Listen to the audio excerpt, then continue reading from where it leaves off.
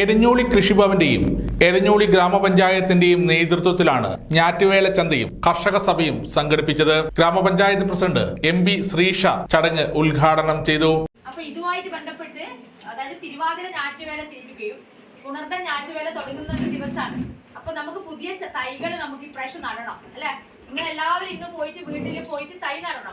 ആരോഗ്യ standing committee chairperson doctor RL സംഗീത അധ്യക്ഷത വഹിച്ചു. കൃഷി officer TK Kavya, Sushil Chandroth, E Balakrishnan, M ബാലൻ, P ഷിംജിത്ത്, PP ഷീന, സിന്ധു, കൃഷി അസിസ്റ്റന്റ്മാരായ M റസീന, S ബിന്ദു എന്നിവർ സംസാരിച്ചു.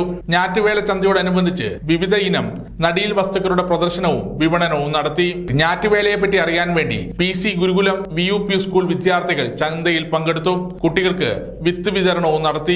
കേരളം സമൃദ്ധ കേരളം പദ്ധതി പ്രകാരം കൃഷിഭവനിൽ ലഭ്യമായ WTC തെങ്ങിൻ തൈകൾ കർഷകർക്ക് വിതരണം ചെയ്തു. സമഗ്ര ന്യൂസ് തലശ്ശേരി.